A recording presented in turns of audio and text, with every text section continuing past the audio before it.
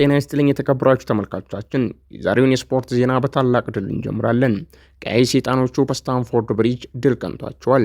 በእንግሊዝ ፕሪሚየር ሊግ በጉጉት ሲጠበቅ የነበረው የቼልሲና የማንቸስተር ዩናይትድ ጨዋታ በማንቸስተር ዩናይትድ 1-0 አሸናፊነት ተጠናቋል። ለማንቸስተር ዩናይትድ ወሳኙን የማሸነፊያ ግብ በመጀመሪያው 45 ብራዚላዊ ኮከብ ማቲያስ ኩኛ አስቆጥሯል።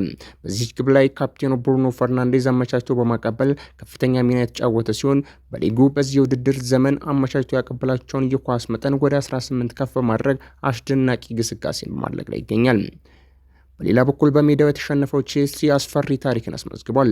ሰማያዊዎቹ ከ1993 በኋላ ለመጀመሪያ ጊዜ በሜዳቸው ስታንፎርድ ብሪጅ ያደረጓቸውን 3 ተከታታይ ጨዋታዎችን በመሸነፍ ደጋፊዎቻቸውን አስቆጥቷል። ይህ ድል ማንቸስተር ዩናይትድን በ58 ነጥብ በደረጃ ሰንጠረዡ 3ኛ ደረጃ ላይ እንዲቀመጥ አስችሎታል። ቼልሲ በበኩሉ በ48 ነጥብ 6ኛ ደረጃ ላይ ይገኛል።